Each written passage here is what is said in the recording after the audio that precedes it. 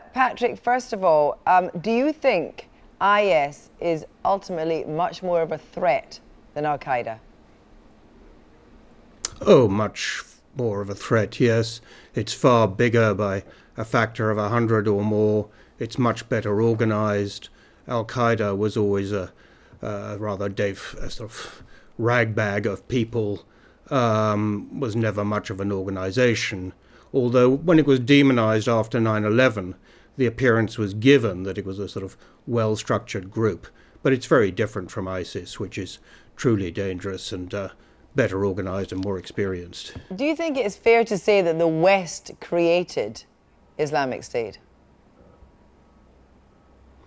Yes, I mean, they created the context in which it could grow through the war in Iraq.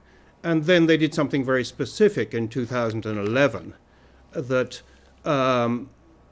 they encouraged the rebellion against President Assad in Syria, which was taken over fairly rapidly by jihadis. And this is where ISIS was able to grow. Iraqi politicians were warning at the time, they certainly told me every time I saw them, that if this war in Syria goes on, it's going to destabilize Iraq. The civil war is going to come back here. And I think there was a complete lack of understanding of that in Washington and London. Is it also a lack of understanding that ISIS can be defeated by airstrikes? You can do something through airstrikes, particularly around Arbil. This is fairly flat country. There isn't much cover, there aren't trees. So you can stop them on the roads. But it's not going to defeat them. Other parts of the country are much more urbanized, more difficult to use aircraft. You also need good intelligence.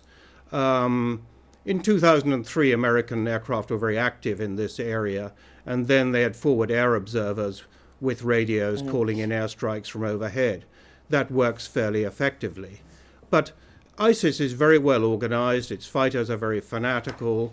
It has about 3 or 4 successful military campaigns under its belt since it took Mosul on the 10th of June. It was fighting pretty well before that, though nobody really noticed it in Fallujah. Is the best way to guarantee the defeat of ISIS a unified, functioning government in Baghdad? Yes, I mean, it is, but how do you get that? Because that's what we haven't had for about half a century, and there isn't much sign of it.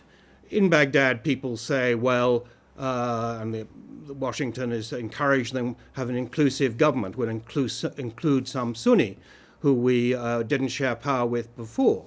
But hold on a minute, the Sunni have already taken the Sunni provinces. So you're offering to share power with people who have already taken power where they live. And then you also have the Sunni politicians in Baghdad who don't dare go back to their homes because their heads will be cut off. Yes, so basically, even if there is a unified government in Baghdad, in that government there will not be Sunnis who are going to be able to take on ISIS. No, al-Maliki going is not a piece of magic which is going to solve these problems. I mean, al-Maliki was a terrible prime minister. He's responsible for many things that have gone wrong. But he's not responsible for everything. And things aren't just going to click into place because he goes. There's a hope among the Shia and among foreign governments that al-Maliki goes, the Sunni community gets what it wants, then it turns on ISIS and kicks them out, and we have an agreement. But, I mean, just look who they're facing. ISIS is well prepared for a stab in the back. Anybody who tries to do that to them, they'll kill them first. So I don't think that this is going to happen. There isn't any sign of the Sunni community redividing and part of it pledging its loyalty to Baghdad instead of the new caliphate.